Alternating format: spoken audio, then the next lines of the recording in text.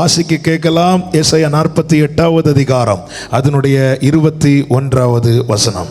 அவர் அவர்களை வனாந்தரங்களில் நடத்தும் போது அவர்களுக்கு தாக விடாயிருந்ததில்லை. கன்மலையில் இருந்து தண்ணீரை அவர்களுக்கு சுரக்க பண்ணினார். கன்மலையை பிளந்தார், தண்ணீர் ஓடி வந்தது. வேண்டியதை உருவாக்கி தருவார். அவர் அவர்களை நடத்தும் போது, எவர்களை நடத்தும் போது, நமக்கு தெரியும் இரத்தத்தால் மீட்கப்பட்ட இஸ்ரவேலரை குறித்து இங்கே சொல்லப்பட்டிருக்கிறது. எகிப்தில் அடிமைத்தன கட்டுக்குள்ளே இருந்தார்கள். கர்த்தரை நோக்கி முறையிட்டார்கள், கூக்குரலிட்டார்கள், பெருமூச்சு விட்டு அழுதார்கள். கர்த்தர் மோசை அனுப்பி ஆட்டுக்குட்டியின் இரத்தத்தினாலே ஜனங்களை எகிப்திலிருந்து மீட்டு ஆமென் கானானுக்குள்ளே கொண்டு போவதற்காக வனாந்திர வழியாய் நடத்தினார். அப்படி நடத்தும் போது வேதம் சொல்லுகிறது, அவர் அவர்களை நடத்தும் போது அவர்களுக்கு தாக விடா இருந்ததில்லை. வனாந்திரத்தில் நடந்தா தாகம் உண்டாகும், ஆனால் அவரால் நடத்தப்பட்டால் தாகம் வர அவர் அனுமதிக்க மாட்டார். அவர் அவர்களை நடத்தும் போது, அவரால் நடத்தப்படுகிறவர்களுக்கு வேண்டிய நன்மைகளை அவரே உருவாக்கி தருவார். நல்ல கவனமா கேளுங்க. எதிலே நடத்தப்படுகிறோம் என்பதல்ல விஷயம், யாரால் நடத்தப்படுகிறோம் என்பதுதான் விஷயம். ஆமென். ஆண்டவரே என்னை அப்படி நடத்துங்க, இப்படி நடத்துங்க, என்னை இந்த பாதையில் நடத்துங்க, அப்படி அல்ல. ஆண்டவரே எனக்கு ஒன்னே ஒன்று வேணும். ஆண்டவரே என்ன வேணும்? என்னை நீங்க நடத்தணும். ஆண்டவரே கைகளை உயர்த்தி ஆமென் சொல்லுங்க பார்க்கலாம். என்னை நீங்க நடத்தணும். இஸ்ரவேல் ஜனங்கள் விக்கிரகத்தை உண்டு பண்ணி தேவனுக்கு கோபத்தை உண்டாக்கின போது ஆண்டவர் மோசே கிட்ட சொல்லுவார், மோசே இனி நான் வரமாட்டேன், இனி நான் முன்னாடி செல்ல மாட்டேன், நான் சொன்ன வார்த்தையை காப்பாற்றணும், அதற்காக நான் என் தூதனை அனுப்புகிறேன். இவர்கள் வணங்கா கழுத்துள்ள ஜனங்கள், இவங்க முன்னாடி நான் வரமாட்டேன், நான் வந்தேன் நான் கோபத்தில் அடிச்சிருவேன், நான் தூதனை அனுப்புறேன் சொல்லும் போது மோசே நம்ம இருந்தால் என்ன சொல்லுவோம்? பரவாயில்ல, யாரையாவது அனுப்பு காண்டவர், எங்களை கொண்டு போய் சேர்த்தா போதும். மோசே மலை மேலே போகிறான், ஆண்டவர் சமூகத்தில் போயிருக்கிறான். என்ன மோசே, என் கண்ணில் உனக்கு கிருபை கிடைச்சது, என்ன வேணும்? மோசே என்ன சொல்லுவார் தெரியுமா? ஆண்டவரே நீங்கள் வரலன்னா நான் இங்கிருந்து ஒரு ஸ்டெப்பு கூட எடுத்து வைக்க மாட்டேன். மோசே தூதர்களை அனுப்புகிறேன், எனக்கு நீங்கள் வரணும். ஒரு தேவ பிள்ளையினுடைய ஏக்கமும் விருப்பமும் அப்படிதான். ஆண்டவர் இந்த கடினமான பாதை, சில கடினமான சிச்சுவேஷன்ல அகப்படும் போது சூழ்ந்து இருக்கிறவங்க என்ன சொல்லுவாங்க தெரியுமா? இவன் பாரு கடைசியில் சூசைட் பண்ண போறான் பாரு, இப்படியெல்லாம் சொல்லுவாங்க. அதுவும் கடன் என்கிற பாரத்தில் மூழ்கி இருக்கிறவங்களை குறித்து உறவுகளே இந்த வார்த்தையை சொல்லுவாங்க, கடைசியில் இவன் சூசைட் தான் பண்ணுவான் பாரு. உலகத்தின் பார்வை அல்ல இது, எல்லாருடைய பார்வை அப்படிதான். ஒரு கஷ்டமான சூழ்நிலை, அடுத்து என்ன செய்ய முடியும்? கடந்த 2 வாரத்துக்கு முன்னாடி வந்த செய்தி, கடன் பிரச்சனை தாங்க முடியாம ஒருவர் வீட்டில் சொல்லுகிறார், இந்த கடன்ல இருந்து எனக்கு வெளியேற முடியல, நான் சூசைட் பண்ண போறேன் அப்படின்னு. உடனே ஃபேமிலியை சொல்றாங்க, அப்ப நாங்களும் வரோம், சேர்ந்து போயிடுவோம். புருஷன் மனைவி 2 பசங்க ட்ரெயின் தண்டவாளத்தில் போய் பேப்பர்ல அந்த செய்தியெல்லாம் பார்த்து உள்ளம் உடைகிறது. கடன் பிரச்சனை எத்தனையோ இருந்தும் எனக்கு தெரியும் சிலரை இதுவரை எப்படி வந்தாங்க. இந்த கடினமான சூழ்நிலை, சிலருக்கு வியாதி தொடர்ந்துட்டே இருக்கும், எவ்வளோ ட்ரீட்மெண்ட் பண்ணி வியாதி நிற்காது. சில மாதங்களுக்கு முன்பதா வருடங்களுக்கு முன்பதான் தெரியவில்லை, ஒரு செய்தி படித்தேன். தலைவலி, தீராத தலைவலி, தீராத வயிற்று வலி தாங்க முடியாததுனால ஒரு சிலர் சூசைட் பண்ணிட்டாராம். எங்க எல்லா இடத்துலையும் செக் பண்ணி தலைவலி மாறல, வயிற்று வலி மாறல, போய் சூசைட் பண்ணிட்டார். வழி தெரியவில்லை, வழி தெரியவில்லை, தங்களை தாங்களே முடித்துக் கொள்ளுகிறார்கள். ஆனால் அதன் பிறகுதான் வலியே ஆரம்பமாகும் என்பதை உலகம் அறியவில்லை. ஏன் நமக்கு வலி இல்லையா? நமக்கு பிரச்சனை இல்லையா? நமக்கு பாரம் இல்லையா? நமக்கு நுகம் இல்லையா? ஆண்டவரே, ஒரு தேவ பிள்ளையுடைய நம்பிக்கை என்ன தெரியுமா? இந்த கடினமான பாதையா இருந்தாலும் நீர் என்னோடு வருவீரானால், நீர் என்னோடு வருவீரானால், மோசே சொல்ல, நீங்க உங்க சமூகம் என் முன்னாடி போகலன்னா நான் இங்க இருந்து ஒரு ஸ்டெப் கூட எடுத்து வைக்க மாட்டேன். உறங்கிட்டாருங்க. நீர் என்னோடு வருவீரானால், பிரைஸ் தி லார்ட். நல்ல கவனமா கேளுங்க. நான் அடிக்கடி மியூசிஷியன்ஸ்கிட்ட சொல்லுவேன், ப்ரேயர்லேயே இருக்கணும் அப்படின்னு. திடீர்னு திரும்பி பார்ப்பேன், ஏன்னா நமக்கு ஃபீல் ஆகும். எங்கேயாவது திடீர்னு சவுண்ட்ஸ் எல்லாம் பார்த்து இப்படி கை காட்டுறது அதுதான். ஏன்னா பிரசன்னம் இருக்கிற இடத்துல நம்ம தேவன் நம்ம அப்படி அந்த இடத்துல வச்சிருக்கிறாங்கல்ல ஒவ்வொருத்தரை, அவங்க அதில் அவங்க டியூட்டி அவங்க கரெக்டாக செய்யணும். எல்லாரும் இணைந்து செயல்படும் போது தான் ஆண்டவருக்கு அது மகிமையாக இருக்கும். ஒருத்தங்க மட்டும் நின்று ஒன்றும் சாதிக்க முடியாது. எல்லாரும் இணைந்து செயல்படும் போது ஆண்டவருக்கு அது மகிமையாக இருக்கும். ஆமென். அவ்வளோதான், நம்ம தம்பிங்க தான். ஆமென். கர்த்தர் நல்லவர். நல்ல கவனமாக கேட்கணும். எப்போவுமே நம்ம விரும்புகிற ஆண்டவரை பார்த்துட்டு, ஆண்டவரே என்ன போய் இந்த வனாந்திரத்தை பார்க்குறோமா, நம்ம கூட நம்மை நடத்துகிற கர்த்தரை பார்க்குறோமா, அவர்களை நடத்தும் போது அவர் ஆமென். ஆண்டவரை ஏற்றுக்கொண்டு வனாந்திரத்தில் போறியேன்னு சொன்னா நீங்க சொல்லுங்க, நாம் போகல, அவர் கொண்டு போறார். அவர் கொண்டு போறார். ஹalleluya. ஈசாக்கு வாக்குத்தத்த சந்ததி. நாம் ஈசாக்கை போல வாக்குத்தத்த பிள்ளைகளா இருக்கிறோம். ஈசாக்க தலையில விறக தூக்கி வச்சு, பாரத்தை தூக்கி வச்சு நடத்தி கொண்டு போறார். ஈசாக்கிட்ட கேட்கலாமா, எங்க போற தெரியுமா? தெரியாது. கிளைமேக்ஸ்ல என்ன ஆக, இதோட முடிவு என்ன தெரியுமா? சாக தான் போற. உன் கழுத்துல கத்தி தான். ஏதாவது தெரியுமா ஈசாக்கு உனக்கு? எனக்கு ஒண்ணுமே தெரியாது. அப்ப ஏன் ஈசாக்கு நீ அழல? ஏன் ஈசாக்கு நீ புலம்பல? என்ன நம்பிக்கையில நடக்கிற ஈசாக்கு? எனக்கு ஒன்னே ஒன்று தெரியும். என்ன தெரியும்? என்ன நடத்துறது எங்க அப்பான்னு தெரியும். இது வேற யாரும் இல்லை, என் அப்பான்னு தெரியும். இந்த விறக தூக்கி என் தலையில வச்சது என் அப்பான்னு தெரியும். என்னை கூட்டிட்டு போறது என் அப்பான்னு தெரியும். அது ஒண்ணு தெரிஞ்சா போதும். இந்த பாதை நாளைக்கு என்ன எனக்கு தெரியாது, ஆனா எனக்கு ஒண்ணு தெரியும். இன்னைக்கு என் கூட இருக்கிறவர் நாளைக்கு என் கூட இருப்பார். வாழ்ந்திருக்கும் போது என் கூட இருக்கிறவர் நான் தாழ்ந்திருக்கும் போது என்னோடு இருப்பார். எனக்கு அது மட்டும் தெரிஞ்சா போதும். ஆமென் சொல்லுங்க பார்க்கலாம். கைகளை உயர்த்தி ஆமென் சொல்லுங்க பார்க்கலாம். கர்த்தர் என்னோடு இருக்கிறார், எனக்கு அது போதும். எனக்கு அது போதும். நம்ம வனாந்திரத்தை பெருசா பார்க்கிறோம், கர்த்தரை பார்க்கறதை விட்டுட்டோம். அவர்களை நடத்தும் போது அவர் நல்ல கவனிக்க. வனாந்திரத்தை நல்ல கவனிக்கணும். செய்தியில் உங்க மத்தியில் சொல்றது, ஆண்டவர் சமூகத்தில் இருந்து ஆண்டவர் தியானிக்க வைத்த வார்த்தைகளை தான் எழுதி, ஆமென், அதை மீண்டும் மீண்டும் தியானித்து ஆண்டவர் அதை ருசிக்க பண்ணி, ஆமென், அதை ஆண்டவர் பேச வைக்கிறார். ஆமாம், நமக்கு பிரசங்கம் எடுத்து பேசி பிரயோஜனம் இல்லை. அது ஒரு மணி நேரம் ஓடும், அது டைரியில் எழுதிட்டு போயிடலாம். அதனால ஒரு பிரயோஜனம் கிடையாது. நம்ம ஆண்டவர் சமூகத்தில் இருந்து அந்த வார்த்தையை ருசித்து ருசித்து ருசித்து, ஆமென், நல்ல கவனமாக கேளுங்க. தேவன் வனாந்திரத்தை ஏதேனாகவும் மாற்ற முடியும். வனாந்திரத்தை ஏதேனா மாற்றாமலும் அவரால் நடத்த முடியும். ஆமென் சொல்லுங்க பார்க்கலாம். மோசே வனாந்திரத்தில் ஒரு காட்சியை பார்க்கிறான். அந்த காட்சி என்ன தெரியுமா? முச்செடி பற்றி எரிகிறது. முச்செடி எரிவதில் அற்புதம். இந்த தீ நடுவிலும் அந்த முச்செடி கருகவில்லை. அது பார்க்கிறான். ஏன் கருகல? முள்ளில் தீ பற்றினா, முள்ளில் பற்றின நெருப்பை போல அணைந்து முள்ளில எல்லாம் தீ பிடிச்சுன்னா கடகட கடகடான்னு ஓடிடும்ல. ஆனா இந்த செடி அணையல்ல, அது எரிஞ்சிட்டே இருக்கு.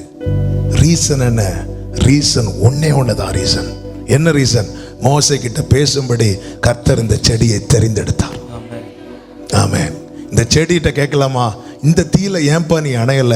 அந்த செடி ஒன்னே ஒண்ணுதான் சொல்லும், அவர் என்னை தெரிந்தெடுத்தார். அவர் என்னை தெரிந்தெடுத்தார். அவர் என்னை தெரிந்தெடுத்தார். அவ்வளவுதான். எனக்கு வேற ஆன்சர் கிடையாது. அது நாங்கள யார் தெரியுமா? நாங்களாம் விசேஷித்த வரம் பெற்றவங்க ஒன்றும் கிடையாது. அவர் என்னை தெரிந்தெடுத்தார். ஆமென். இத்தனை சூழ்நிலையிலும், இத்தனை போராட்டத்திலும், இத்தனை அக்கினி நடுவில் நடந்த பிறகும் இன்னும் ஏன் நீ எரியல தெரியுமா? இன்னும் ஏன் நீ கருகல தெரியுமா? கர்த்தர் உன்னை தெரிந்தெடுத்திருக்கிறார். ஹalleluya. இத்தனை போராட்டத்தின் நடுவில், நெருக்கத்தின் நடுவிலும் ஆமென் சொல்றவங்க மாத்திரம் நல்ல கரங்களை தட்டி, ஓ ரைபாலா ராதா ராமா, கர்த்தர் என்னை தெரிந்தெடுத்திருக்கிறார். ஹalleluya. உங்க அழைப்பு இருந்ததால நாம் அடிஞ்சு போகவில்லை. உங்க சிந்தை இருந்ததால் நான் கைவிடப்படல. உங்க கிருபை என்ன காத்ததால வாழ்ந்து கொண்டிருக்கேன். உங்க அன்பிற்கு அளவே. எவ்வளவு போராட்டம், எவ்வளவு நெருக்கம். ஏன் இன்னும் இந்த பிரச்சனையில என்னைக்கும் முடிஞ்சிருக்க வேண்டியது ஏன் முடியல? ஒரே ஒரு தான் ஆன்சர். அவருடைய அழைப்பு இருக்கு. அவர் தெரிந்தெடுத்து இருக்கிறார். முச்செடியே ஏன் நீ இந்த தீயிலையும் கருகல? அவருக்கு நான் தேவை. அவருடைய ஏதோ ஒரு காரியத்தை நடப்பிக்க நான் தேவை. ஏன் ஏன் ஏதேன்ல விருட்சங்களை உண்டாக்கினவருக்கு இந்த வனாந்திரத்தில் அவர் விரும்பின ஒரு விருட்சத்தை உண்டாக்கி அதிலிருந்து மோசே கிட்ட பேச தெரியாதா? இது காட்ஸ் பிளான். இந்த முச்செடியை வச்சிருக்கிறதுக்கு ஒருவேளை உங்க வீட்டில் இருக்கிற அத்தனை பேரும் ஒன்ன ஒரு முள்ளா பார்க்கலாம். ஆமென். அப்படி இருந்தும் ஏன் இந்த போராட்டத்தில் இந்த நெருக்கத்திலையும் கருகவில்லை? ஒன்றை மட்டும் புரிஞ்சுக்கோங்க. இப்படிப்பட்ட கேள்விகள் வரும்போது நீ சொல்லு, அவருக்கு நான் தேவை, அவருக்கு நான் தேவை, என் அப்பாவுக்கு நான் தேவை, அவருக்கு நான் தேவை. ஆமென். ஹல்லேலூயா. அவர் அவர்களை வனாந்திரத்தில் நடத்தும் போது அவரால் நடத்தப்படுகிறவர்கள். அவர் வனாந்திரத்தை ஏதேனாய் மாற்றியும் நடத்த முடியும். ஒண்ணு இல்லைனால் அவரால் நடத்த முடியும். ஆனால் அவரால் நடத்தப்படுகிறவர்கள் எங்களுக்கு ஒண்ணு இல்லைன்னு சொல்ல விட மாட்டார். ஹல்லேலூயா. ஆமென் சொல்லுங்க பார்க்கலாம். யோவான் சுவிசேஷம் 21வது அதிகாரம். ஆண்டவராக இயேசு கிறிஸ்து மரித்து அடக்கம் பண்ணப்பட்டு உயிர் தெழுந்த பிற்பாடு பேதுரு டல்லா இருக்கிறார். சீஷர்களை பார்த்து சொல்றாங்க, மீன் பிடிக்க போலாம் வரீங்களா அப்படின்னு. அவங்களும் கூட போறாங்க. எல்லாரும் மீன் பிடிக்க போறாங்க. அவங்க ஒண்ணுமே பிடிக்கல. அப்பொழுது யார் அங்கே வருகிறார் என்றால் இயேசு கிறிஸ்து அங்கே வருகிறார். ஆமென். வந்து புசிக்கிறதுக்கு ஏதாவது இருக்கான்னு கேட்கிறாங்க. இல்ல அப்படின்னாங்க. 6வது வசனத்தை வாசிங்க. அப்பொழுது அவர், நீங்கள் படவுக்கு வலதுபுறமாக வலையை போடுங்கள், அப்பொழுது உங்களுக்கு அகப்படும் என்றார். அப்படியே அவர்கள் போட்டு திரளான மீன்கள் அகப்பட்டதினால் அது இழுக்க மாட்டாது. இப்போ மீன் பிடிக்கல முதல்ல. அப்புறமா ஆண்டவர் சொல்றாங்க, நீ வலையை போடு, அகப்படும். அகப்பட்டு இப்போ இழுத்து கொண்டு வராங்க. அவங்க கரையில வந்து பார்க்கும்போது இன்னொரு காட்சியை பார்க்கிறாங்க. என்ன காட்சியை பார்க்கிறாங்க? 9வது வசனத்தை வாசிங்க. அவர்கள் கரையிலே வந்து இறங்கின போது கரி நெருப்பு போட்டிருக்கிறதையும் அதின் மேல் மீன் வைத்திருக்கிறதையும் அப்பத்தையும் கண்டார்கள். இந்த மீன் எங்கிருந்து வந்துச்சு? ஹல்லேலூயா. இந்த மீன் எங்கிருந்து வந்துச்சு? சரி, முதல்ல என்னாச்சு? ஒண்ணுமே பிடிக்கல. 3 கடைசி பாருங்க. அந்த ராத்திரியில அவர்கள் ஒன்றும் பிடிக்கவில்லை. விடிய காலமான போது இயேசு கரையிலே நின்றார். அவரை இயேசு என்று அறியாதிருந்தார்கள். இயேசு அவர்களை நோக்கி, பிள்ளைகளை புசிக்கிறதுக்கு ஏதாவது இருக்கா கேட்கிறார். இல்லைங்கிறாங்க. சரி, நீ மீனை வலைய போடுங்கிறாங்க. வலைய போட்டாங்க. அதே போல மீன் கிடைக்கிறது. இப்போ எல்லாம் இழுத்து கரையில கொண்டு வந்து பார்த்தா கரையில என்ன இருக்கு? இயேசு பக்கத்துல. ஹலோ, இந்த மீன் எங்க இருந்து வந்துச்சு?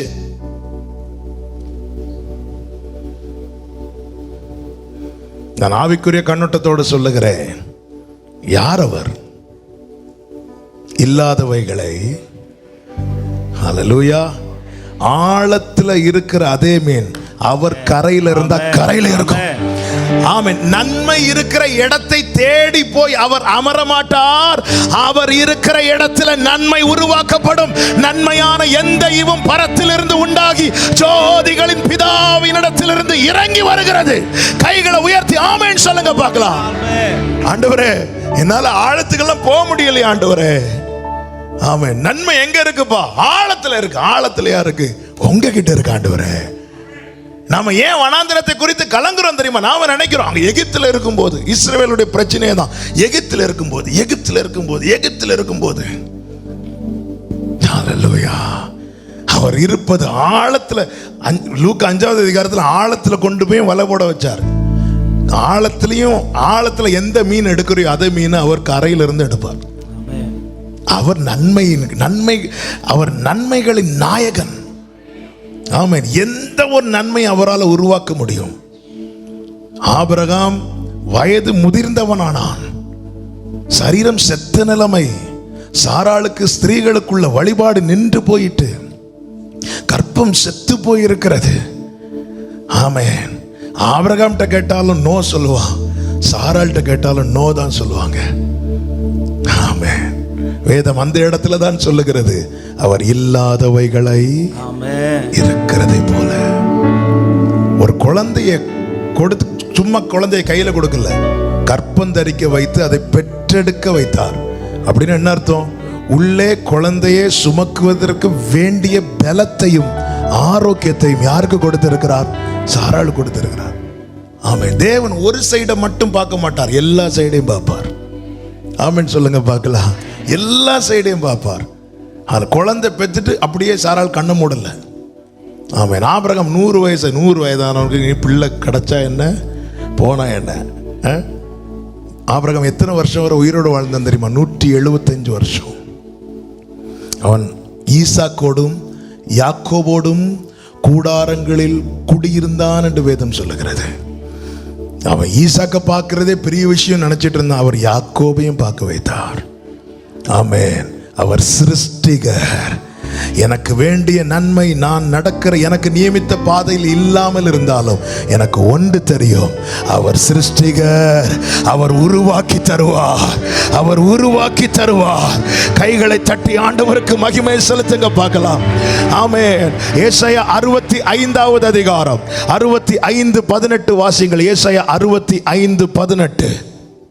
நான் சிருஷ்டிக்கிறதினாலே நீங்கள் என்றென்றைக்கும் மகிழ்ந்து களி கூர்ந்திருங்கள். ஆமென். அப்போ என்னை மகிழ்விக்க தேவன் என்ன செய்கிறார்? சிருஷ்டிக்கிறார். நான் மகிழும்படியான காரியங்கள் என்னிடத்தில் இல்லாமல் இருக்கலாம், ஆனால் என்னை மகிழ்விக்கிறவர் என்னோடு இருக்கிறபடியினாலே எனக்கு வேண்டியதை சிருஷ்டித்து தருவார், உருவாக்கி தருவார். அவர் உருவாக்கி தருவார். உமக்கு காத்திருக்கிறவர்களுக்கு நீர் உண்டு பண்ணி வைத்தவைகள் நீர் ஆயத்தம் பண்ணு. அவர் ப்ரிப்பேர் பண்ணி தருவார். கொஞ்சம் வெயிட் பண்ண, நான் உனக்கு ப்ரிப்பேர் பண்ணி கொடுக்கிறேன். நான் சிருஷ்டிக்கிறதினாலே நீங்கள் மகிழ்ந்து. ஈசாக்கு பலிபீடத்திலே அவனை ஆபிரகாம் வைக்கிறான். ஆபிரகாம் நினைச்ச இதோட எல்லாம் முடிஞ்சது அப்படின்னு இல்ல, அங்கே கர்த்தர் உருவாக்குகிறார். யாரை உருவாக்குகிறார்? கீழிருந்து ஒரு செய்தி வருகிறது. என்ன? ரெபேக்காள் பிறந்திருக்கிறாள். நீங்க ஆதியாகமம் 22 எடுத்து படிச்சு பாருங்க. பலிபீடத்தில் வச்சதுக்கு அப்புறம் தான் ரெபேக்காளை குறித்த செய்தியே வரும். ரெபேக்காளை பெற்றான். நான் சிருஷ்டிக்கிறதுனால நீங்கள் மகிழ்ந்து. ஈசாக்கு கண்டு தேவன் ஆயத்தம் பண்ணினது, தேவன் உருவாக்கினது. இங்க பலிபீடத்தில் வச்சு இதோட இவன் கதை முடிஞ்சேன்னு சொல்லி கத்தியை எடுக்கும் போது அங்கே ஒரு அழுகையின் சத்தம் கேட்கிறது. ஒரு குழந்தை பிறந்து அழுது. இவன் சின்ன பையன் ஈசாக்கு. செய்தி வருது, நேர வருது. பலிபீடத்தில் வைக்கப்பட்ட பிறகு கேட்ட செய்தி தான், ரெபேக்காள் பிறந்திருக்கிறாள். நான் சிருஷ்டிக்கிறதுனால நீங்கள் மகிழ்ந்து. ஆண்டவர் நம்முடைய எல்லாவற்றையும் முன்னதாக கண்டு என்னை கடந்த சில வாரங்களாக என்னை ரொம்ப ஆச்சரியப்படுத்தி தியானிக்க வைத்து ஆண்டவரை பிரைஸ் பண்ண வைத்த காரியம் அதுதான். 1000 தலைமுறைக்கும் இரக்கம் செய்வேன் என்றார். என்னை ஆண்டவர் எப்படி தியானிக்க வைத்தார் என்றால், என்னுடைய 1000வது தலைமுறையை கர்த்தர் பார்க்கிறாரா?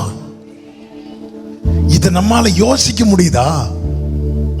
நம்ம அடுத்த தலைமுறையை பார்த்தாலே போதும். ஆண்டவரே, நீ உன் பிள்ளைகளின் பிள்ளைகளையும்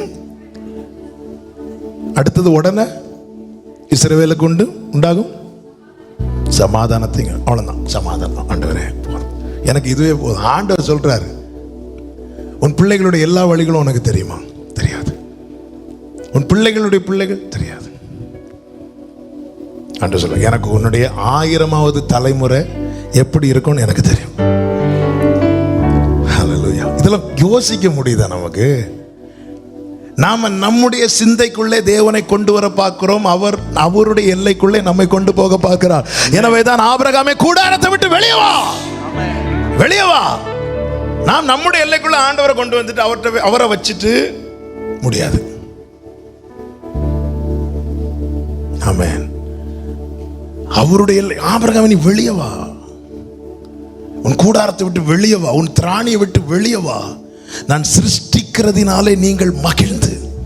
எத்தனை பேர் நம்புறீங்க? கடந்த டிசம்பர் மாதத்தில் ஒரு ஃபேமிலி இங்கே வந்திருந்தாங்க. சென்னையா செங்கல்பட்டான்னு தெரியல, வந்திருந்தாங்க. வந்திருந்து எங்களுக்காக ப்ரேயர் பண்ணுங்க பாஸ்டர். 9 வருஷம் ஆச்சு எங்களுக்கு. இல்லை, ரொம்ப அவங்க சொல்லும் போதே அவங்களுக்கு ரொம்ப வேதனையாக இருந்துச்சு. நமக்கு தெரியும், ஒரு குறிப்பிட்ட நாட்கள் தாண்டும் போது ஜனங்கள் கேட்குற கேள்வி, கல்யாணம் ஆகலைன்னா உனக்கு இன்னும் கல்யாணம் ஆகலையான்னு கேட்பாங்க. கல்யாணம் முடிஞ்சு அந்த செலவெல்லாம் அப்போதான் முடிஞ்சு, அப்போதான் டயர்டு தீர்ந்துருக்கும். ஏன்னா ஏதாவது விசேஷம் உண்டா? எங்க இருந்தா வண்டி பிடிச்சு வராங்களோ தெரியல. நம்ம என்ன சொல்லணும்? எங்களுக்கு இல்லை, உங்களுக்கு ஏதாவது விசேஷம் இருந்தா சொல்லுங்க. அப்படியே கேட்டு கேட்டு கேட்டு கேட்டு கேட்டு கேட்டு கேட்டு இல்ல 9 வருஷம்னா அது ஜோமெண்ட்டு போனாங்க. போன வாரம் சண்டே சர்வீஸ் முடிச்சுட்டு நைட்டு தூங்க போகலான் இருக்கிறேன். இல்லை அடுத்த நாள் இந்த டெய்லி மன்னாக்கு வசனம் எடுத்து ப்ரிப்பேர் பண்ணிட்டு இருக்கிற ஃபோன் வருது. பிரதர், எங்களுக்கு ஞாபகம் இருக்குதா, என்னை போன மாதம் வந்து ப்ரேயர் பண்ணிட்டு போனோம், 9 வருஷம் ஆச்சு. எனக்கு உண்மையில மறந்துட்டேன். சொல்லுங்க சிஸ்டர், ஆண்டவர் எங்களை நினைத்தரலே அந்த மாசமே எங்களை பிளஸ் பண்ணி இருக்கிறார். அந்த மாசமே எங்களை பிளஸ் பண்ணி இருக்கிறார். டாக்டர்ஸ் நோண்டாங்க. எப்படி இது சாத்தியமாகும்? நான் சிருஷ்டிக்கிறதுனாலே நீங்கள் மகிழ்ந்து. நம்ம சர்ச்சில் சாட்சி இன்னைக்கு காணல. அருணன் காணல. 4 வருஷம் குழந்தை கிடையாது. 2 டாக்டர்ஸ் சொல்லிட்டாங்க உங்களுக்கு குழந்தை பிறக்கிறதுக்கு சான்ஸே கிடையாது. 2 டாக்டரும் சர்டிஃபிகேட் கொடுத்துட்டாங்க. 4 வருஷம் கிடையாது. குடும்பமா இருந்த ஆண்டவர் சமூகத்துல இருந்து அழுதாங்க.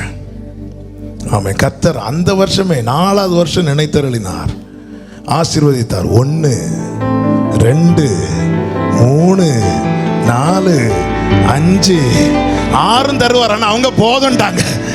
நான் சிருஷ்டிக்கிறதுனாலே நீங்கள் மகிழ்ந்து 4 வருஷம் காத்திருக்க வச்சார். 5 ஆசீர்வாதம் கொடுத்தார். நம் தேவன் பெரியவர். ஆமென். அப்படி வரிசையா பிள்ளைங்களை கூட்டு வருவார். ரொம்ப சந்தோஷமா இருக்கும். இல்ல போயிட்டாங்க. என் ஃபர்ஸ்ட் சர்வீஸ் வந்திருந்தாங்க. நான் எதுக்கு சொல்றேன் அப்படின்னா, அவர் சிருஷ்டிகர் என்பதை நம்ம மறக்கிறோம். சிருஷ்டிகர் என்பதை மறக்கிறோம். ஆண்டவர் கேட்கிற சீஷர்கள் வந்து சொல்றாங்க, ஆண்டவரை இந்த இடம் வனாந்திரம். ஏன் வனாந்திரத்தை பார்த்து சொல்லல? ஹே வனாந்திரமே யார் இருக்கிறா தெரியுமா? ஏன் சொல்ல முடிய மாட்டேங்குது? பெரிய பர்வதமே நீ எம்மாத்திரம்? செருபாபேல் முன்னாடி சமபூமியாவா? ஏன்னா செருபாபேல் தனியே வரல, அவன் தலைக்கல்லோடு வருகிறான். யார் அந்த தலைக்கல்? என் ஆண்டவராகிய இயேசு கிறிஸ்து. அதற்கு கிருபை உண்டாவதாக, கிருபை உண்டாவதாக என்று சொல்லப்படும். ஏன் சொல்ல மாட்டேங்கிறோம் நம்ம? அதாவது வேற இந்த உலகத்துல வேற எதை பார்த்தாலுமே நமக்கு நம்முடைய உறுதியா நம்ப முடியாது, எதையுமே நம்ப முடியாது. ஆனா ஆண்டவரை வந்து நம்பணும். தேவ பிள்ளையினுடைய ஒரே அடையாளம் என்ன தெரியுமா? விசுவாசம். ஆமென். அவர் பாருங்க, இந்த நம்ம சாத்ராக் மேஷாக் ஆபேத்நேகோ சொல்ல, நாங்கள் ஆராதிக்கிற தேவன் எங்களை தப்புவிக்க வல்லவர். தப்புவியாமல் போனாலும் நாங்கள் வேற ஒன்றை ஆராதிக்க மாட்டோம். அதன் அர்த்தம் என்ன? நான் இனியும் வாழ்வது அவருக்கு சித்தமானால் இதிலிருந்து தப்புவிப்பார். அவருக்கு சித்தம் இல்லைன்னா இதிலோட என்னை எடுத்துடுவார். ஆமாம். அங்க கேள்வியே கிடையாது. நான் இனியும் என்னுடைய ஓட்டம் இந்த பூமியில இன்னும் தொடர வேண்டுமானால் இந்த வியாதியிலிருந்து என்னை தப்பு வைப்பார். இல்ல முடிந்ததா இதுல என்னை பரிசுத்தப்படுத்தி என்ன ஒரு இதுதான் தேவன் பேர்ல இருக்கிற நம்பிக்கை. ஆண்டவரே என்ன போட்டு இப்படி வர வச்சுட்டீங்களே ஆண்டவர், என்ன போட்டு அப்படி அல்ல. ஆண்டவருக்கு தெரியும் இந்த ஆத்மாவுக்கு அவர் கொடுத்து, இந்த ஆத்மாவுக்கு கிரயம் கொடுத்தவர் அவர். ஆமென். ஒருத்தங்க வியாதியில ரட்சிக்கப்பட்ட ஒருத்தங்க வியாதியில நெருக்கத்தில் துடிக்கும் போது அந்த உறவுகள் எவ்வளவு வேதனைப்படுறாங்களோ, துடிக்கிறாங்களோ, அதை விட கிரயம் கொடுத்தவருடைய இருதயம் துடிக்கும். ஆமென். அவருடைய சித்தம். நாங்கள் ஆராதிக்கிற தேவன் எங்களை தப்புவிக்க வல்லவராய் இருக்கிறார். தப்புவியாமல் போனால் நாங்கள் வேற ஒன்றை ஆராதிக்க மாட்டோம். என்ன அதன் அர்த்தம்? எனக்கு இன்னும் தேவன் ஓட்டத்தை வைத்திருக்கிறார் என்றால் இந்த அக்கினி சூளையை நீ 7 மடங்கு ஆக்கினாலும் இதிலிருந்து அவரை வெளியே கொண்டு வருவார். இல்லை இதோட என் ஓட்டம் முடியுமானால் கர்த்தர் எடுத்துக்கொள்வார். ஆமென். இதுதான் ஆண்டவர் எனக்கு அப்படி தாங்க, எனக்கு இல்ல, எனக்காக பாதையை நான் நியமித்து அவரை துணைக்கு அழைக்கவில்லை. அவர் பாதையை நியமித்து எனக்கு துணையாய் வந்து கொண்டிருக்கிறார். பாதையை நியமித்து எனக்கு துணையாய் வந்து கொண்டிருக்கிறார். இதுதான் எசேக்கியாவிட்ட சொல்றார். எசேக்கியா நல்லா தான் போயிட்டு இருக்கிறாரு. வியாதி வந்ததும் நேர ஏசாயா வந்து சொல்றாரு, வீட்டு காரியத்தெல்லாம் ஒழுங்குபடுத்திருங்க, நீர் மறிக்க போகிறீர் அப்படின்னு. ஓகே, தேவ சித்தம் அதுதான். விட்டுருக்கணும். விடல, ஓன்னு அழ ஆரம்பிச்சிட்டார். நான் நமக்கு முன்பாக அப்படி இப்படி நடந்தேன், அதனால தான்ப்பா சொல்றேன் வந்துரு. அழுது 15 வருஷத்தை வாங்கிட்டாப்ல. அதன் பிறகு நீங்க பைபிள் படிச்சீங்கன்னா தெரியும், அவன் மனமேட்டிமையானான். பாபிலோன் ராஜாவுக்கு உள்ள இருக்கிற அவ்வளத்தையும் திறந்து காட்டினான். அவ்வளவுதான், இஸ்ரவேல் அடிமைப்படுவதற்கு ரெடி ஆயிட்டாங்க. அதன் பிறகு அந்த 15 இயர்ஸ்ல தான் மனாசே பிறக்கிறான். அந்த மனாசை நிமித்தம் பைபிள் அந்த வார்த்தை படிக்க ரொம்ப வேதனையா இருக்கும். மனாசை நிமித்தம் யூதா கோத்திரத்தை அவர் தம்முடைய சமூகத்தில் இருந்து தள்ளிவிட்டார். சில காரியங்கள் நமக்கு புரியாது, சில காரியங்கள் நமக்கு தெரியாது. ஏன் ஆண்டவர் என்னை எப்படி நடத்துகிறார் நமக்கு புரியாது. நாம் நம்முடைய இன்றைய சூழலை மாத்திரம் மனதில் வைத்து அவர்கிட்ட நாம ரூட் போட்டு கொடுக்கிறோம். அவர் என்னுடைய 1000வது தலைமுறை வரைக்கும் அவன் ரூட் அவருக்கு தெரியும், வழிகள் அவருக்கு தெரியும். நடத்த நம்பி விட்டு கொடுங்கள். கிரயம் செலுத்தினவர் உன்னை அடுத்தவன் கையில விட்டு கொடுக்க மாட்டார். ரத்தம் சிந்தி மீட்டவர் கூலிக்கு இருக்கிறவன் தான் ஓடி போவான், ஆனால் அவர் ஜீவனை தந்து நம்மை மீட்டு கொண்டார். அவருடைய சித்தம் நடக்கட்டும், அவருடைய சித்தமே நடக்கட்டும். நம்பி விட்டு கொடுங்க. எப்படி நடத்தணுமோ நடத்துங்கப்பா. ஆமென். கடினமான பாதை எல்லாருக்கும் யாருமே விரும்பி கேட்க மாட்டோங்க. யாருமே, நானும் சரிதான், யாரும் சரி, யாருமே விரும்பி கேட்க மாட்டோம். ஒரு சின்ன அதுவும் இந்த டைம்ல எல்லாம் இப்போ கொஞ்சம் பழகிட்டோம். போன வருஷம்லாம் லைட்டா ஒரு இருமல் வந்துச்சு. ஆண்டவரே இல்லை, நான் வேற அந்த டைம் மலேசியா போயிட்டு வந்து அடுத்த வாரம் தான் லாக்டவுன் போட்டாங்க. வீட்டுக்கு ஃப்ரெண்ட்லேயே வந்து ஒட்டிட்டாங்க. சிலர்லாம் பார்த்துருக்குறேன், அப்படி மெதுவாக நடந்து வருவாங்க. எங்கள் கேட் வந்ததும் ஸ்பீடாக நடந்து போவாங்க, ஏதோ அதில் கொரோனாவை ஒட்டி வச்சிருக்கிறது போல. அப்படி ஒரு சில விசுவாசிகளையும் நான் பார்த்தேன், அப்படி நடந்து வருவாங்க. கேட்டுக்கிட்ட வந்ததும் கடகடான்னு போவாங்க. ஏன்னா கொரோனா பார்க்கறதுக்குள்ள இவங்க என்ன செஞ்சாகணும், கேட்டை கிராஸ் பண்ணி ஆகணும். ஒட்டிடுவாங்க. டெய்லி ஃபோன் வரும், சார் எப்படி இருக்கீங்க, நல்லா இருக்கீங்களா. இந்த ஃபோன் வரும்போது நமக்கு இருமணும் போல இருக்கும். அதுவரை இருமல் வராது, அதுவரை ஜாலியாக தான் இருக்கும். அந்த ஃபோன் வரும்போது தான் தொண்டெல்லாம் அடைக்கும். ஆண்டவரே,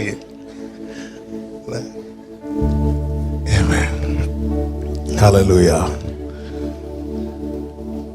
எத்தனை காரியங்கள் எதெல்லாம் பார்த்து பார்த்து வந்துட்டு இருக்கிறோம். எத்தனை பேரை வாரி கொண்டு போனது. அவங்க யாரும் நம்மை விட பாவிகளும் அல்ல, நாம யாரும் அவங்கள விட நல்லவங்களும் அல்ல. இது முதல்ல மனசுல எழுதி வச்சிடணும். ஒருத்தங்க கீழே விழுந்ததும் பார்த்து நடக்கக்கூடாதா சொல்லிட்டு இவர் குண்டில் விழுவார். அவங்க யாரும் நம்மை விட நல்ல பாவிகளும் அல்ல, நாம யாரும் அவங்கள விட பரிசுத்தவான்களும் அல்ல. ஆமென், ஆமென். அப்படி இருந்தும் ஏன் தேவன் காக்க வைக்கிறார்? தேவன் ஏன் பாதுகாக்கிறார்? ஏன் தேவன் பாதுகாக்கிறார்? என்னை கொண்டு அவர் இன்னும் ஏதோ செய்ய போகிறார். உங்களை கொண்டு கர்த்தர் இன்னும் ஏதோ செய்ய போகிறார். அவருக்கு நீ தேவை. முச்சடியே, இந்த அக்கினி எரிந்தும் ஏன் நீ அவியாது இருக்கிறாய் தெரியுமா? ஹல்லேலூயா. இந்த அக்கினி எரிந்தும் மோசேக்கு அதுதான் ஆச்சரியம். மோசேக்கு அதுதான் ஆச்சரியம். இந்த அக்கினி எரிந்தும் ஏன் இது இன்னும் அவியல? பாவம் இல்ல. நல்ல கவனிங்க. முச்செடி அக்கினி நடுவிலே முச்செடி வெந்திருக்குமானால் மோசே பரிதாபப்பட்டிருப்பான்.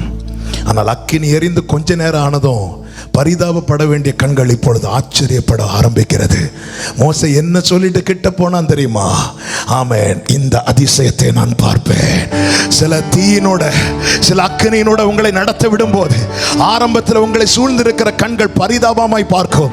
ஆனால் போக போக இந்த தீ எரிஞ்சிட்டு தான் இருக்கு, தீ அடையல. ஆனால் இந்த முச்செடி வெந்து போகல. இந்த முச்செடி வெந்து போகல. காரணம் அது நடுவில் கர்த்தர் இருக்கிறார். இந்த முச்செடிக்கு துணையாய் கர்த்தர் இருக்கிறார். என் தேவன் இருக்கிறார். என் ராஜா இருக்கிறார். வெந்து போக விடாமல்.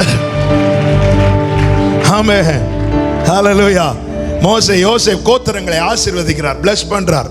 நான் இன்னும் செய்திக்குள்ளேயே போகல. முதல் ஆராதனையை கவனிச்சவங்களுக்கு தெரியும். ஆமென்.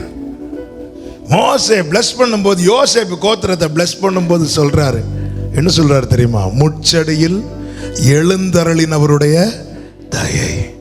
அப்போ இவ்வளவு அக்கினி எரியும் போதும் அவர் நடுவில் இருந்து அதற்கு தயை பாராட்டி கொண்டே இருக்கிறார். நான் பொன்னை குறித்து அநேக இடங்களிலே செய்தி கொடுத்திருக்கிறேன், நீங்கள் கவனித்திருப்பீர்கள். முதல்ல இங்கே தான் பேசினேன். அந்த பொன்னை குறித்து ஒரு 7 காரியம். அதில் ஒரு காரியம் எனக்கு ரொம்ப பிடிக்கும். என்ன அப்படின்னா, பொன்னை தீயில தூக்கி போட்டுட்டு அதோடைய ஓனர் கை கட்டி வேடிக்கை பார்த்துட்டு இருக்க மாட்டார். தீயில தூக்கி போட்டது போல இருக்கும், ஆனால் ஓனர் கையில் ஒரு இடுக்கி வச்சிருப்பார். அந்த இடுக்கி அந்த பொண்ணை தாங்கி பிடிக்கும். அந்த இடுக்கி இல்லைன்னா அந்த தீ பொண்ணை தாக்கும்.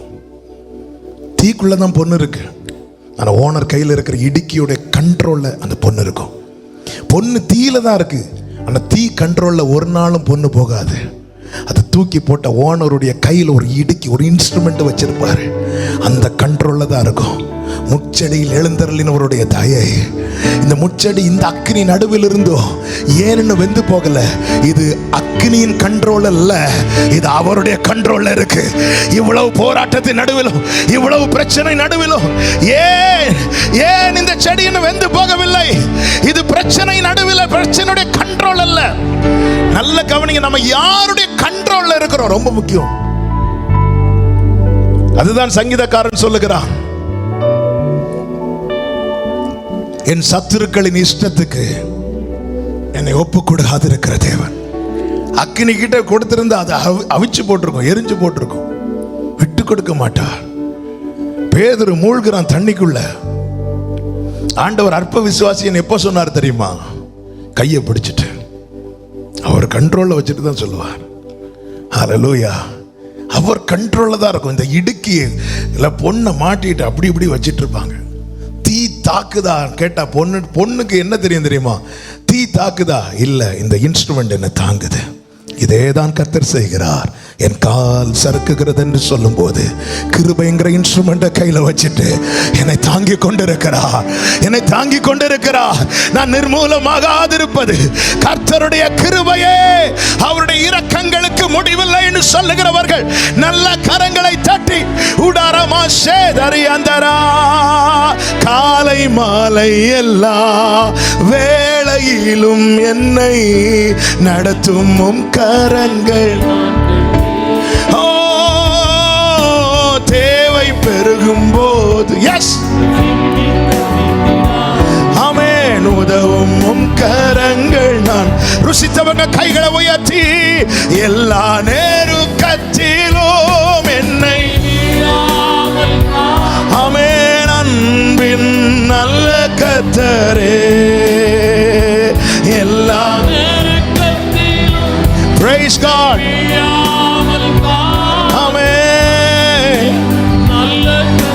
ஹல்லேலூயா. ஆயிரம் ஆயிரம் நன்மைகள்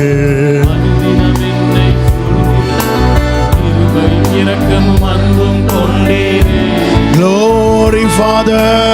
ஆயிரம் ஆயிரம் நன்மைகள் ஆமென். சொல்லுங்க, நல்ல எபினேசராய், நல்ல எபினேசராய் நன்றி சொல்ல வார்த்தை இல்லையே. ஹல்லேலூயா. நல்ல எபினேசராய்.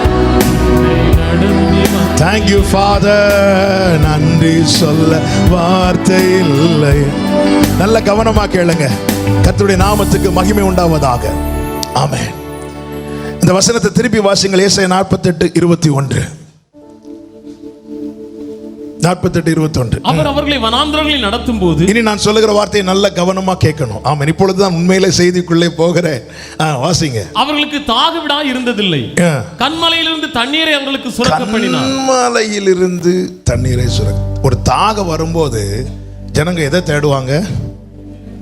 தண்ணீரை தேடுவாங்க. இப்போ நம்ம இருக்கிறோம், ஒரு இடத்துல நிக்கிறோம், நல்ல தாகம் இருக்கு, பக்கத்துல ஒரு கன்மலை இருக்கு. நம்ம தண்ணி எங்க தேடுவோம்? அந்த கண்மலையில இருந்துட்டு சுத்தி பார்ப்போம் இல்ல? ஒரு பாறை இருக்கு, இப்படி சுத்தி பார்ப்போம். தெரியலையா? கண்மலை மேல நின்றுட்டு சுத்தி பார்ப்போம். ஒரு நாள் நம்ம எங்க பார்க்க மாட்டோம்? இந்த பாறையை பார்க்க மாட்டோம். என் வழிகள் உங்கள் வழிகள் அல்ல. நீ எதுல பார்க்கலையோ அதுல உனக்கு நன்மையை வச்சிருப்பான். நான் இப்ப சொல்ல வருகிற பாயிண்ட் அது அல்ல. நான் ஆவிக்குரிய கண்ணோட்டத்தோடு ஆவியானவர் கடந்த நாளில் அதிகமாய் பலப்படுத்தின வார்த்தை உங்கள் மத்தியில் சொல்ல விரும்புகிறேன். பிதாவாகிய தேவன் ஜனங்களை வனாந்திரத்திலே தனிமையில் நடத்தவில்லை. அவர்களுக்கு வேண்டிய நன்மையை இந்த கன்மலைக்குள்ளே வைத்திருக்கிறார். வேண்டிய நன்மை எதுக்குள்ள இருக்கு? கன்மலைக்குள்ள இருக்கு. அப்படியே இந்த வசனத்தில் கை வச்சுட்டு 1 கொரிந்தியர் 10வது அதிகாரம் அதனுடைய 4வது வசனத்தை வாசிங்கள். 1 கொரிந்தியர் 10:4. எல்லாரும் ஒரே ஞானபானத்தை குடித்தார்கள். எப்படியெனில் அவர்களோட கூட சென்ற ஞான கன்மலையின் தண்ணீரை குடித்தார்கள். அந்த கன்மலை கைகளை உயர்த்தி ஹalleluya. வனாந்திரத்திலே ஜனங்களுக்கு வேண்டிய தண்ணீர் எதற்குள்ளே இருக்கிறது? சொல்லுங்க, கன்மலை. விசுவாச ஓட்டத்திலே தேவ பிள்ளையே நமக்கு வேண்டிய நன்மை எங்கே இருக்கிறது தெரியுமா? கன்மலைக்குள்ள. நம்ம இந்த கன்மலையை விட்டு மீதி எல்லாத்தையும் பார்க்கிறோம். அவர் கன்மலையிலே தண்ணீரை சுரக்க பண்ணினார். உள்ள தண்ணி ரெடி ஆயிட்டு இருக்கு, உள்ள நன்மை ரெடி ஆயிட்டு இருக்கு. வெளியே பார்த்தா தெரியல, உள்ள இருக்கு. அந்த கன்மலை யாரு? கிறிஸ்து. அப்படி என்றால் என கேட்கிற அன்பு சகோதரா சகோதரி, வாழ்க்கை வனாந்தரமா இருப்பதை குறித்து கலங்காதே. உனக்கு வேண்டிய எல்லா நன்மையும் உன்னோடு பயணிக்கிற கிறிஸ்துவுக்கு உள்ளே இருக்கிறது. ஹalleluya. அவருக்குள்ளே இருக்கிற நமக்கான நன்மை என்ன? ஆமென். ஒரு சில காரியத்தை வேகமாய் சொல்லுகிறேன். 1 கொலோசியர் 1வது அதிகாரம் 14வது வசனம். கொலோசியர் 1வது அதிகாரம் 14வது வசனம். குமாரனாகிய அவருக்குள்ளே அவருடைய இரத்தத்தினாலே பாவ மன்னிப்பாகிய மீட்பு நமக்கு கிடைத்த மிக பெரிய நன்மை என்ன தெரியுமா? அவருக்குள்ளே நமக்கு இருக்கிற நன்மை என்ன தெரியுமா? பாவ மன்னிப்பாகிய மீட்பு நமக்கு உண்டாயிருக்கிறது. மன்னிப்பு. ஆண்டவர் கிருபையினால ஒரு பாட்டு நம்மள பாட வச்சார். என்ன பாட்டு? உம்மழகான கண்கள் என்னை கண்டதாலே முடிந்ததென்று நினைத்த நான் உயிர் வாழ்கின்ற. இந்த பாட்டை மட்டும் நான் போய் சோதோம்ல ரிலீஸ் பண்ணியிருந்தா அங்க எனக்கு அன்னைக்கே அடக்காராதனை பண்ணியிருப்பாங்க. சோதோம்ல கர்த்தர் எப்படி பார்த்தார்? அக்கினி ஜுவாலை போன்ற கண்ணில் பார்த்ததும் எரிஞ்சிட்டு. சங்கீதக்காரன் நடுங்கி சொல்லுகிறான், நீர் அக்கிரமத்தை கவனித்திருப்பீரானால் யார் நிலை நிற்பான்? சோதோமின் அக்கிரமத்தை கவனிக்க பார்த்தார், அவ்வளவுதான். தீமையை பார்க்க மாட்டாத சுத்த கண்ணன். அவர் பார்த்தார், சோதம் எரிந்து சாம்பலாயிட்டு. அந்த எஃபெக்ட் இப்பவும் இருக்குதான், எரிந்து சாம்பலாயிட்டு. அதே போல என்னையும் உங்களையும் தேவன் பார்க்காதிருக்க காரணம் என்ன தெரியுமா? நமக்காய் அனுப்பப்பட்டவருக்குள்ளே நமக்கு பாவ மன்னிப்பாகிய மீட்பு இருப்பதினால. ஹalleluya, ஹalleluya. ஆமென். அவர் நம் பாவங்களை ஏற்றுக்கொண்டார். அவருக்கு முன்பதாக ஒரு திமிர்வாதக்காரனை, கட்டில் கிடையாய் கிடந்த திமிர்வாதக்காரனை கொண்டு வந்து ஒரு வீட்டின் கூரையை பிரித்து அவருக்கு முன்பாக இறக்கி வைத்த போது எல்லாரும் நீ சுகமாவா, எழும்பி நடன்னு சொல்லுவாங்கன்னு பார்த்துட்டு இருந்த ஆண்டவர் சொன்னார், உன் பாவங்கள் உனக்கு மன்னிக்கப்பட்டது. யாரிடத்துல வந்திருக்கிறோம்? மன்னிப்பை அருளுகிறவரிடத்தில் வந்திருக்கிறோம். அவருக்குள்ளே நமக்கு இருக்கிற மிகப்பெரிய நன்மை என்ன தெரியுமாங்க? நம்மை தேவன் மன்னித்து அங்கீகரித்தது. ஆமென். கன்மலைக்குள்ளே எனக்கான நன்மை என்ன? எனக்கு வேண்டிய மன்னிப்பு அவருக்குள்ளே இருக்கிறது. மன்னிப்பு, மன்னிக்கப்பட்டோம். சத்துரு சாத்தானுக்கு இதுதான் தாங்க முடியல. அவன் பாவம் செஞ்சான், அவன் ஆண்டவர் மன்னிக்காம அடிச்சிட்டாரு. ஆனா மனுக்குளம் பாவம் செய்த போது அதே போல் அடிப்பார். அதுதான் அவனோட மைண்ட். அவனுக்கு கிடைக்காது. சாத்தானுடைய வேலை என்ன தெரியுமா? அவனுக்கு கிடைக்காத நன்மை யாரும் கிடைக்காது. இந்த ஆவி சிலருக்குள்ளேயும் கிரியை செய்யும் தெரியுமா? எனக்கு கிடைக்கல, உனக்கும் கிடைக்கக்கூடாது. சிலர் சொல்லுவாங்க தெரியுமா, வீட்டில் கொஞ்சம் வியாதியாக இருப்பாங்க, சொல்லுவாங்க எனக்கு சாப்பிட முடியல, எல்லாருக்கும் சேர்த்து கஞ்சி போடுங்க. அவங்களுக்கு முடியலையா, எல்லாருக்கும் சேர்த்து. எனக்கு கிடைக்காது, வேற யாருக்கும் கிடைக்கூடாது. இந்த எண்ணம் நமக்குள்ள வரக்கூடாது. இது அவனுக்கு வேலை. அவன் அவன் தேவனுக்கு ஒப்பாவேன் என்ற எண்ணம், அந்த பெருமை அவனை பிடித்தது. மேலே ஏறினான், வெட்டப்பட்டான், விழுந்தான், அவன் கூட்டம் தள்ளப்பட்டது. மனுஷனுக்குள்ளே அதை தான் விதைக்க பார்த்தான். என்ன, இதை சாப்பிட்டா உன் கண்ணு ஓப்பன் ஆயிரும், கண்ணு ஓப்பன் ஆயிரும், நீ அவரை போல மாறுவ. அதே காரியத்தை அதே பாவத்தில் விழ வைக்கிறான். விழுந்ததும் அவன் நினைச்சது போல ஏதேனை விட்டு வெளியே தள்ளிட்டாங்க. அவனுக்கு இப்பதான் சமாதானம். எனக்கும் இல்லை உனக்கும் இல்லைன்னு சொல்லிட்டு அவன் பெருமூச்சு விடுறதுக்குள்ள வார்த்தை வருகிறது, உன் வித்துக்கும் ஸ்திரீயின் வித்துக்கும் பகை உண்டாக்குவேன், அவர் உன் தலையை நசுக்குவார். ஹல்லேலூயா. இதுதான் அவனால தாங்க முடியல, அவனால அதை அக்செப்ட் பண்ண முடியல. எனவே அப்பொழுது இருந்து வகை தேடி கொண்டிருந்தான். இந்த மேசியா நிச்சயம் அவர் சொல்லிட்டாருன்னா வருவார், வந்து அவரை இருக்க வைக்க கூடாது. ஐயோ, அவர் வளர்ந்துட்டாருன்னா இந்த மனுக்குலத்துக்கு மன்னிப்பு கிடைச்சிடும். மன்னிப்பு கிடைச்சா இழந்த மகிமை, எல்லாரும் பாவம் செய்து தேவ மகிமையற்றவர்களானார்களே, அவர்களை மீண்டும் பரிசுத்தமாக்கி இந்த மகிமையிலே சேர்க்க அவர் வல்லவராயிருக்கிறார். எனவே தான் இயேசு பிறக்கிறார் என்கிற செய்தி கேட்டதுமே ஏரோது ஆட ஆரம்பிக்கிறான். சாத்தான் டைரக்டா கொம்பெல்லாம் வச்சுட்டு கண்ணெல்லாம் தள்ளிட்டு வரமாட்டான். அவனுக்கு ஏற்றார் போல இருக்கிறவங்கள ஏஜெண்டா யூஸ் பண்ணுவான். அது அதிகாரத்தில் இருக்கிறவங்களானாலும் சரி, பக்கத்தில் இருக்கிற விசுவாசிகளானாலும் சரி, யாருன்னு தெரியாது, கையில யாரை எடுப்பான்னு தெரியாது. யூதாசை கூட கையில் எடுத்தான், பேதுருவை கூட கையில் எடுத்தான். நமக்கு தெரியாது, நாம மாம்சிகமா இடம் கொடுத்தா நம்மளையும் கையில் எடுப்பான். எனவே தான் பிசாசுக்கு என்ன கொடுக்காதிருங்கள், இடம் கொடுக்காதிருங்க. நம்ம விசுவாசிகளுக்கு தான் இடம் கொடுக்க மாட்டோம், பேகத்துக்கு வைப்போம். ஆனால் பிசாசுக்கெல்லாம் இடம் கொடுப்போம். பிசாசுக்கு இடம் கொடாதிருங்கள். கொடுத்த கையில் எடுத்துருவான். பார்க்கிறான். இப்பொழுது சாஸ்திரிகள் வராங்க. யூதருக்கு ராஜாவாக பிறந்திருக்கிறவர் எங்கே? கிழக்கிலே அவருடைய நட்சத்திரத்தை கண்டு நாங்கள் பணிந்து கொள்ள வந்தோம். ஏரோது ஆடுகிறான். ஏன்னா பிசாசுடைய ஏஜென்ட், அவனால இருக்க முடியல. உடனே அவன் எங்க தேடணும் தெரியுமா? கூகுளில் தேடல. உடனே அவன் பைபிளை எடுத்துட்டு வா. ஏன்னா பிசாசுகளும் வசனத்தை விசுவாசித்து நடுங்குகிறது. ஏன் பைபிளை தேடினா தெரியுமா? அவனுக்கு தெரியும், இதுல வருவேன்னு எழுதியிருந்தா வருவார், இதுல செய்வேன்னு எழுதியிருந்தா செய்வார், இதுல நடக்கும்னு எழுதியிருந்தா நடக்கும். இந்த விசுவாசம் பிசாசுக்கு இருக்கு, ஆனால் விசுவாசிகளுக்கு தான் இல்லை. டெய்லி காலையில் இன்னைக்கு நியூஸ் பார்ப்போம்.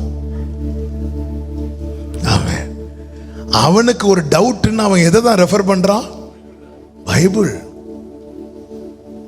ஹல்லேலூயா. இன்னைக்கு கூகுள் விசுவாசிகளா நிறைய பேர் மாறிட்டாங்க. லேட்டஸ்ட் என்ன பிசாஸ் அவனுக்கு தெரியும், இதுல எழுதி இருக்காப்பா. என்னப்பா இவங்க பெத்லகேமை தேடி வராங்க, பெத்லகேம் பத்தி ஏதாவது எழுதி இருக்கா பாரு. வேத பாரர் வந்து வாசிக்கிறாங்க. வாசி எஸ், எப்ராத்தா என்னப்பட்ட பெத்லகேமே, இஸ்ரவேலை ஆள போகிறவர் வருவார் சொன்னது அவ்வளவுதான்.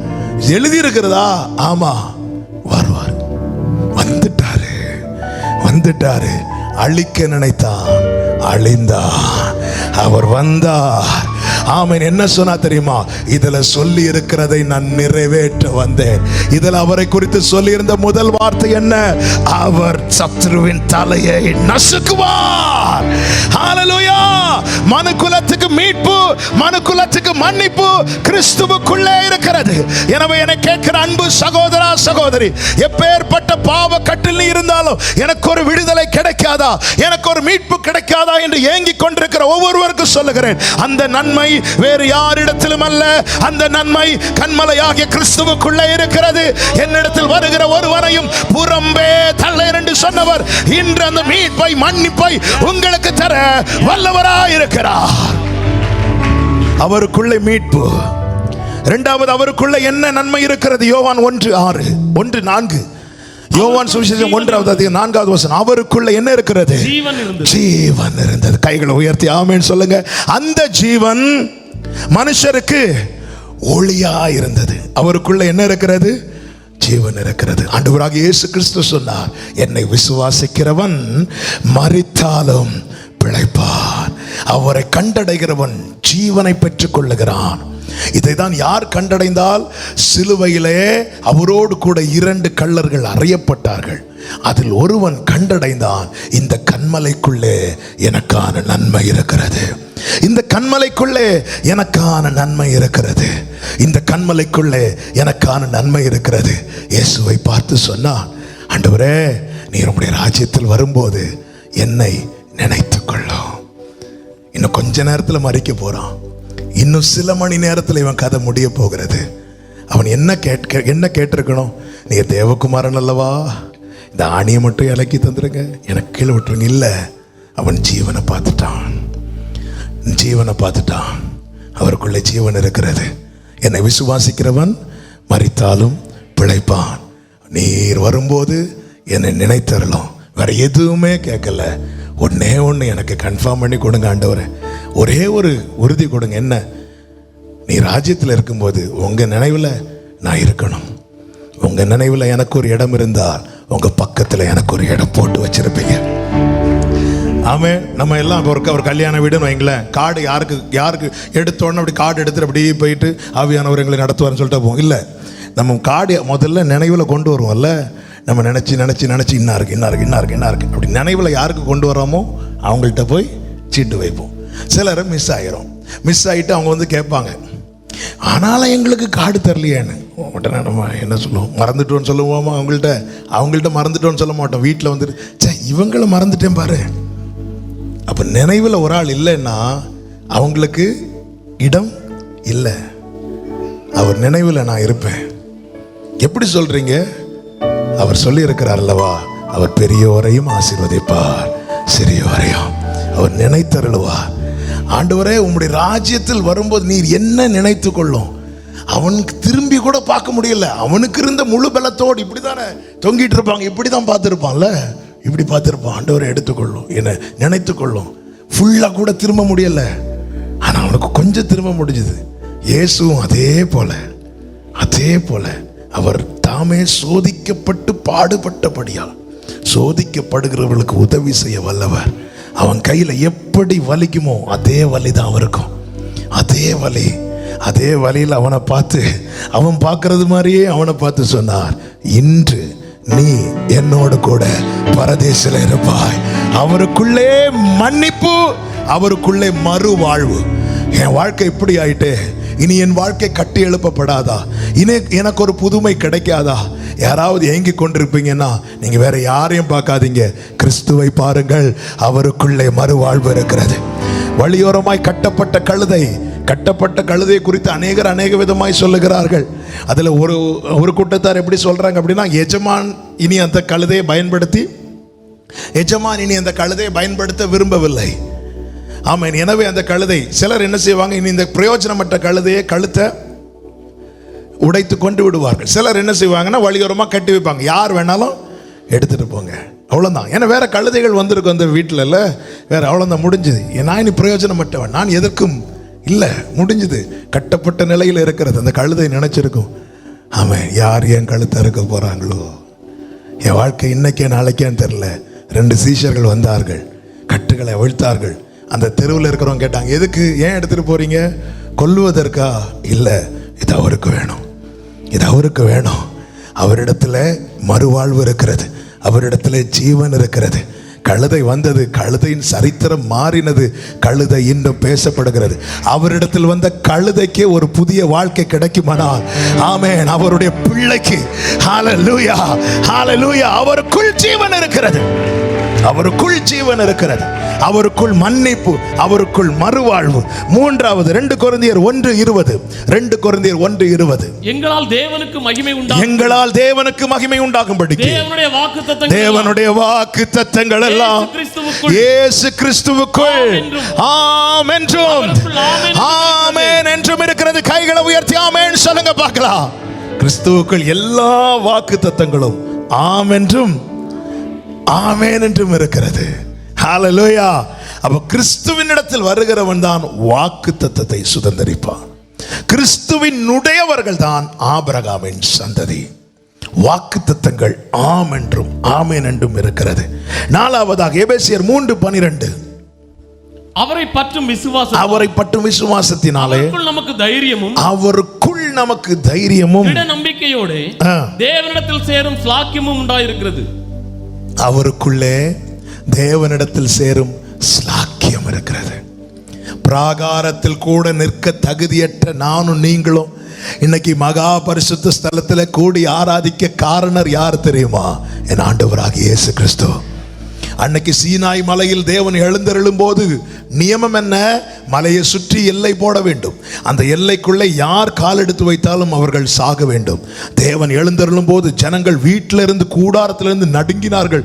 ஐயோ, அந்த சத்தம் வேண்டாம், எங்களால் தாங்க முடியவில்லை.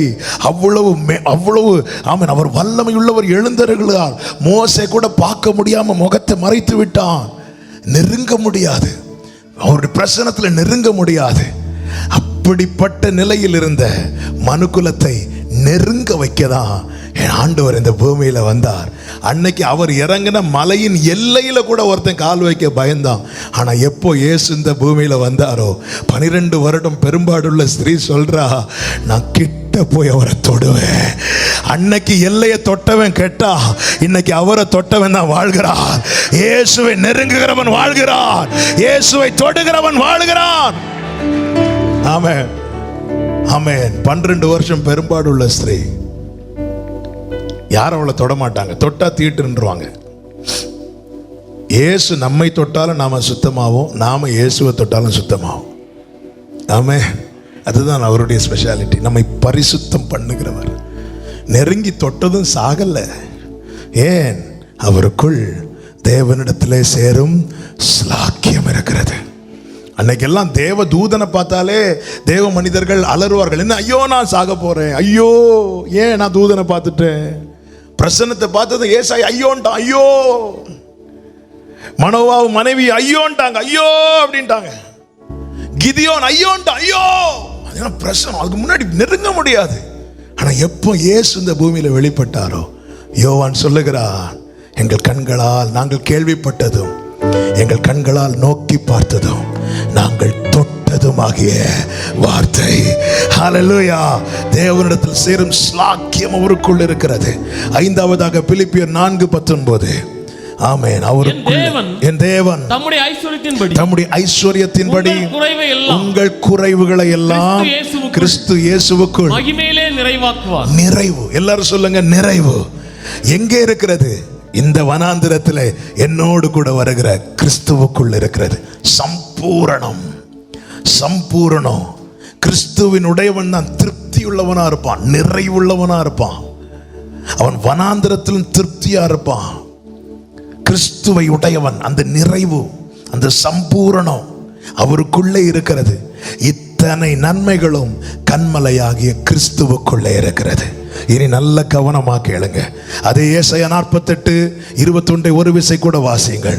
ஏசாயா 48:21. கன்மலையிலிருந்து தண்ணீரை அவர்களுக்கு சுரக்க பண்ணினார். இப்போ கன்மலைக்குள்ள என்ன இருக்கிறது? ஜனங்களுக்கு வேண்டிய நன்மை இருக்கிறது. ஜனங்களுக்கு வேண்டிய நன்மை இருக்கிறது. இந்த நன்மை இனி ஜனங்களை வந்து சேர வேண்டும். அவருக்குள்ளே மீட்பு இருக்கிறது, அவருக்குள்ளே மறுவாழ்வு இருக்கிறது, அவருக்குள்ளே வாக்குத்தத்தங்கள் இருக்கிறது, தேவனிடத்தில் சேரும் ஸ்லாக்கியம் இருக்கிறது, சகல பரிபூர்ணமும் அவருக்குள்ளே இருக்கிறது. இது இனி மனுக்குலத்தை வந்து சேரணும். தண்ணீர் ஜனங்களை வந்து சேரணும். அதற்கு தேவன் செய்த அடுத்த காரியம் என்ன? அவர் கன்மலையை பிளந்தார். உள்ள இருக்கிற அத்தனை நன்மையும் ஜனங்களை வந்து சேரணும்னா கன்மலை பிளக்கப்பட வேண்டும். Thank you Holy Spirit.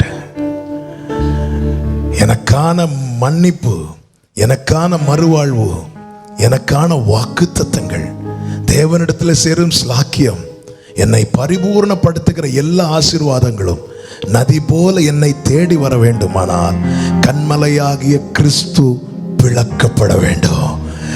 வேதம் சொல்லுகிறது, பிதாவோ அவரை நொறுக்க சித்தமானார்.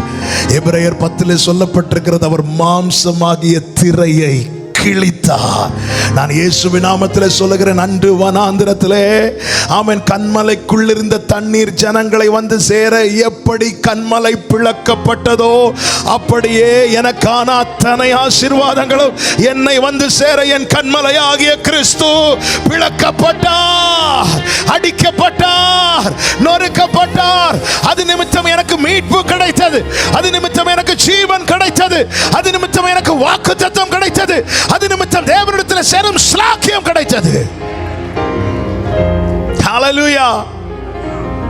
மாம்சமான திரையை அன்று கிழித்து புது வழி திறந்தீர், மகா மகா பரிசுத்தவும் திருசமூகம் மகா மகா பரிசுத்தவும் திருசமூகம். நான் எப்படி மன்னிக்கப்பட்டேன்? அவர் பிளக்கப்பட்டதுனால, சும்மா அல்ல. ஹல்லேலூயா. எனக்கு எப்படி ஜீவன் கிடைத்தது? நான் எப்படி ரட்சிக்கப்பட்டேன்? அவர் பிளக்கப்பட்டதுனால. நம்ம சும்மா பாடலாம், ஆபிரகாமுக்கு செய்தவர். எப்படி இதை பாட முடியுது? அவர் பிளக்கப்பட்டதுனால. நாம் வாக்குத்தத்தத்துக்கு அந்நியர் அல்லவா? அப்படிதான் எபேசியர்ல சொல்லப்பட்டிருக்கிறது, அவருடைய இரத்தத்தினாலே. பிதா குமாரனை குறித்து சொல்லுகிற வார்த்தை, என் நேசகுமாரன் நேசகுமாரன் நேசகுமாரன் நேசகுமாரன் நேசகுமாரன் நேசகுமாரன் சொல்லிட்டு நொறுக்கிட்டார், நொறுக்க சித்தம் கொண்டார். என்ன ஆண்டவரே, நேச பிள்ளை எப்படி ஆண்டவரே பண்ணுவீங்க? நேச பிள்ளை அவர் நொறுக்க சித்தமானது யாருக்காக? எனக்காக, உங்களுக்காக தானே. அப்படி என்றால் தம்முடைய நேச பிள்ளைய அவர் நொறுக்க ஒப்பு கொடுக்கிறார் என்றால் அவர் நம்மேல் வைத்த பாசம் எவ்வளவு பெரியது என்பதை பிலாத்து இயேசுவை காப்பாற்ற துடிக்கிறான். இயேசு அந்த நேரத்தில் என்ன காப்பாற்ற துடிச்சார்? அதனாலதான் பிலாத்துக்கு இடம் கொடுக்கல. கொஞ்சம் அவனுக்கு அட்ஜஸ்ட் பண்ணியிருந்தாருன்னா அவன் எல்லாத்தையும் கேன்சல் பண்ணியிருப்பான்.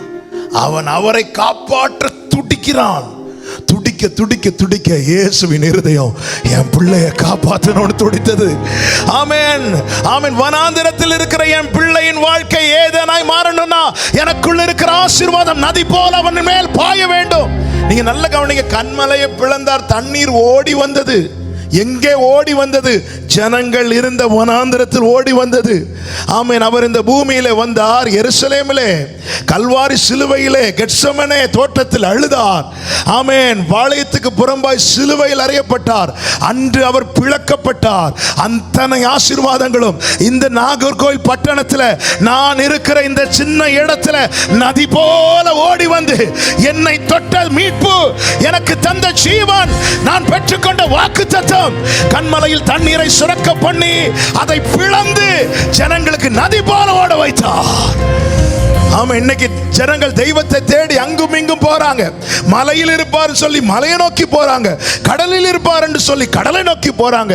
சவுத்தில் இருக்கிறவங்க நார்த்து போறாங்க, நார்த்தில் இருக்கிறவங்க சவுத்து வராங்க, இங்க இருக்கிறவங்க வெளிநாட்டு போறாங்க, வெளிநாட்டில் இருக்கிறவங்க இங்க வராங்க. தேடியும் காணவில்லை.